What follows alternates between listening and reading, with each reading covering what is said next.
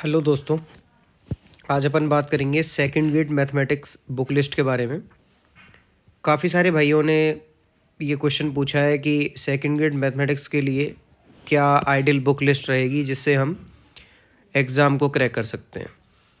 तो अभी अपन क्या है कि वन बाई वन बात कर लेते हैं कि सीनियर सेकेंडरी लेवल के लिए क्या क्या चीज़ चाहिएगी। जैसा कि अब की बार जो पेपर है वो काफ़ी पैटर्न बदल गया था, तो सीनियर सेकेंडरी लेवल काफ़ी अच्छा आया था। तो अपना शुरुआती जो बेसिक रहता है वो अपन एनसीईआरटी से कवर करेंगे। एनसीईआरटी में अब जो नई एनसीईआरटी आ रही है उसमें काफ़ी चीज़ें रिमूव कर दी गई हैं। देन अभी हम बात करेंगे कि जो एनसीईआरटी आपको यदि 2020-21 वाले सेशन की कहीं से मिल जाती है तो आप उसको कर सकते हैं, बिकॉज़ वो आपके बेसिक का काम करेगा। और यदि आपको मैथमेटिक्स छोड़े काफ़ी दिन हो गए हैं तो आपको वो बेसिक याद आ जाएगा। और अभी एनसीईआरटी के बाद दो किताबें ऐसी हैं जो बहुत ज़्यादा पॉपुलर हैं। एक तो है यूएसएस की, जो एररलेस के नाम से बुक आती है। एररलेस के नाम से यूएसएस की एक बुक आती है, ये वाली बुक। और एक बुक आती है एसआर सैनी की। अब मैं दोनों बुक्स के बारे में आपको थोड़ा थोड़ा बताऊंगा कि दोनों बुक्स में से कौन सी बुक्स लेनी चाहिए, ये आप अपने अकॉर्डिंग देख सकते हैं। क्योंकि दोनों जो बुक्स हैं वो लिखी गई हैं जेई एडवांस के लिए। जेई एडवांस्ड जो कि आईआईटी का एग्ज़ाम होता है उसके लिए लिखी गई हैं। लेकिन एररलेस यूएसएस की जो एररलेस है उसका लिखने का प्रोसेस है सिंपल टू टफ़। मतलब उसमें आपको सबसे पहले सिंपल प्रॉब्लम्स मिलेंगी, फिर टफ़ प्रॉब्लम तक आप आते जाएंगे। और एसआर सैनी में आपको अचानक से फ्लक्चुएशन देखने को मिलता है। जैसा कि आपने फर्स्ट नंबर का क्वेश्चन किया, उसके बाद एक दो क्वेश्चन बहुत सिंपल आ जाए और फिर उसके बाद एकदम से टफ़ क्वेश्चन आ जाए। और यदि एकदम से टफ़ क्वेश्चन आ जाता है तो हमारा जो दिमाग का लेवल है वो हिल जाता है कि अपन कैसे मैनेज करेंगे, और अपन डीमोटिवेट होने लग जाते हैं। तो यूएसएस से आपको ये फ़ायदा मिलेगा कि आप यहाँ से डीमोटिवेट नहीं होंगे। तो सीनियर सेकेंडरी पार्ट के लिए ये सबसे बेस्ट रहेगा। इन दोनों की जो हैं वो दो पार्ट आते हैं सीनियर सेकेंडरी लेवल के लिए, तो आप ये अच्छे से करें। और हाँ, इसमें जो 9th-10th वाला पार्ट है, 9th + 10th वाला जो पार्ट है, उसके लिए आप एनसीईआरटी की बुक सॉल्व कर लें, काफ़ी रहती है। एनसीईआरटी की जो 9th-10th की बुक है वो आप सॉल्व कर सकते हैं इसके लिए। एसआर सैनी हो गई, यूएसएस हो गई। तो मैं जो आपको प्रेफर करूँगा वो करूँगा कि आप यूएसएस प्रेफर करें। और हाँ, एक कोचिंग है आईआईएम जयपुर, एक कोचिंग है आईआईएम जयपुर, और उसका आप स्टडी मटेरियल यदि आपको कहीं से मिल जाए तो उसका स्टडी मटेरियल है जो उसमें प्रॉब्लम्स आती हैं पीछे, उनके स्टडी मटेरियल्स में जो प्रॉब्लम होती है वो आप सॉल्व करें, वो आपको सफिशिएंट रहेगा। तो सीनियर सेकेंडरी वाले पार्ट के लिए आपको ये करना है। मैं रिकमेंड करूँगा कि यूएसएस की बुक लेके आप सॉल्व कर सकते हैं। यदि आप उसके सारे सवाल लगाते हैं तो आई इंश्योर दैट कि आपका जो सीनियर सेकेंडरी वाला पार्ट है वो काफ़ी हद तक अच्छा हो जाएगा, जिससे आप सिलेक्शन ले सकते हैं। तो मैंने अभी यहाँ पे क्या सारांश निकाला है कि आपको सीनियर सेकेंडरी पार्ट के लिए यूएसएस की बुक लेनी चाहिए और एनसीईआरटी बेसिक्स के लिए करनी चाहिए। अब अपन आते हैं ग्रेजुएशन वाले पार्ट की तरफ।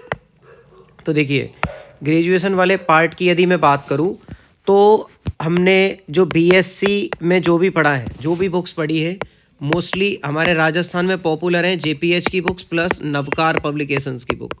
नवकार की बुक, ये दोनों बहुत फेमस हैं। जेपीएच और नवकार में एक थोड़ा सा अंतर जो मैं आपको बताऊं कि जेपीएच की बुक में तो सारे के सारे जो है निबंधात्मक डिस्क्रिप्टिव क्वेश्चन रहते हैं, जबकि नवकार की जो क्वेश्चन है उसमें एमसीक्यू भी आते हैं। तो आप नवकार की बुक प्रेफर कर सकते हैं। हालांकि मैंने जेपीएच की बुक पढ़ी थी, लेकिन क्योंकि मेरे लिए नवकार अवेलेबल नहीं था, पर मैंने जब दोस्तों के पास देखा तो नवकार की किताबें काफ़ी अच्छी हैं, थ्योरी भी काफ़ी अच्छी है। लेकिन आप परेशान नहीं हो, यदि आपके पास जेपीएच की भी बुक है तो उससे भी आप कर सकते हैं। मैंने खुद ने किया था, और आप उसके जितने भी क्वेश्चन हैं, उसमें जितनी भी प्रश्नमालाएँ हैं, उनमें जितने भी क्वेश्चन हैं, आप 1 बाय 1 सबको डिस्क्रिप्टिव टाइप सॉल्व करोगे, जैसे कि आपने कहाँ किया था, बीएससी करते टाइम किया था। और एक ख़ास बात और है कि इनको करते टाइम अपन PYQs भी देखते रहेंगे कि पिछली साल कैसे कैसे क्वेश्चंस पूछे गए हैं, क्योंकि PYQ जो है वो सिलेक्शन में बहुत ज़्यादा भूमिका निभाता है, क्योंकि ये हमारे लिए ट्रैक तैयार करता है कि अपन को किस ट्रैक पे चलना है। तो ग्रेजुएशन वाले पार्ट के लिए वही JPH नवकार जो आपने BSc में बुक्स पढ़ी हैं, फिर वही IIM जो कोचिंग है उसका स्टडी मटेरियल इस मामले में बेस्ट है, उसमें आपको सारे के सारे PYQs भी मिल जाएंगे। और PYQs के लिए सबसे जो बेटर तरीका जो मुझे लगता है कि आप RPSC के पेपर्स डाउनलोड करिए और उनकी PDF आपके पास रहेंगी, और आप उन PDF में से टाइम टू टाइम उन पेपर्स को जस्ट रीड करते रहिए। आपको रीड करना है, केवल क्वेश्चन सॉल्व नहीं करने हैं।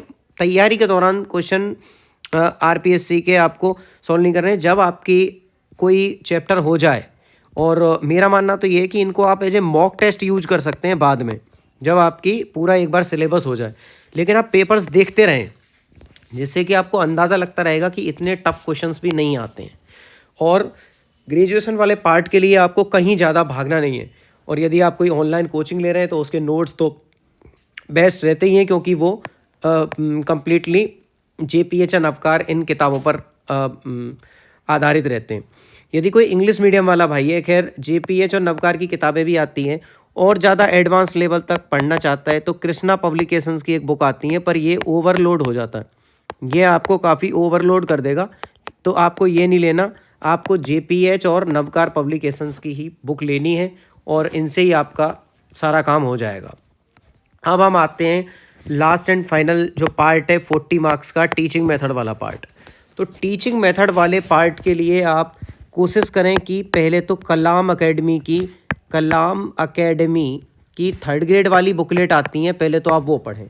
हाँ, अब आप सोच रहे होंगे कि 3rd ग्रेड वाले बुकलेट पढ़ने क्यों कह रहे हैं, या हमें तो तैयारी तो हम 2nd ग्रेड की कर रहे हैं।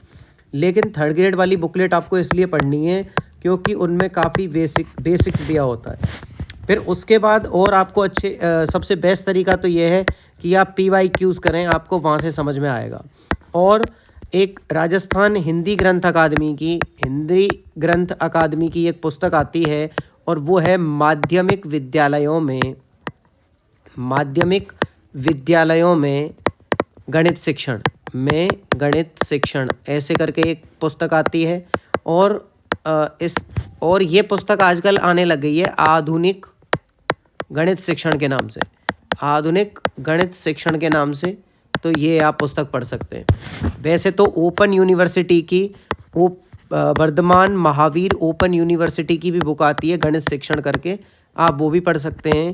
और यदि आप यहाँ से आपको मटेरियल नहीं पढ़े तो आप इग्नू से भी जो मैथमेटिक्स के टीचिंग मेथड की बुक आती है वो भी पढ़ सकते हैं। तो जर्नली जो चीज़ें हैं वो मैंने आपको बता दी हैं। इन किताबों के थ्रू आप अपनी स्टडी कंटिन्यू कर सकते हैं। और मेरे अकॉर्डिंग यदि आप इन बुक्स को बार बार पढ़ के मल्टीपल टाइम रिवीजन करके और इन पे यदि आप मास्टरी कर लेते हैं तो आई इंश्योर दैट कि आपका सिलेक्शन कोई भी नहीं रोकने वाला, इवन अच्छी रैंक से सिलेक्शन आपका होगा। तो दोस्तों अभी के लिए इतना ही, और जैसे ही टाइम मिलेगा अपन आपके डाउट्स पे वीडियो बनाते रहेंगे। और आप हमसे जो डाउट हैं वो पूछ सकते हैं कहाँ पे, वो मैं आपको अपनी टेलीग्राम की लिंक दे रहा हूँ। तो वो है टेलीग्राम की link t.me/mohit Mohit _the positive. हालांकि मैं डिस्क्रिप्शन में भी ये लिंक डाल दूंगा, और आप वहाँ से जो भी डाउट है आपके वो मुझसे डायरेक्टली टेलीग्राम के थ्रू पूछ सकते हैं। और यदि आप कॉल पे बात करना चाहते हैं तो वहीं आप कॉल पे भी बात कर सकते हैं। तो दोस्तों आज के लिए इतना ही, और आगे आपके डाउट्स को सॉल्व करने के लिए ऐसे ही मिलते रहेंगे। जय हिंद, जय भारत।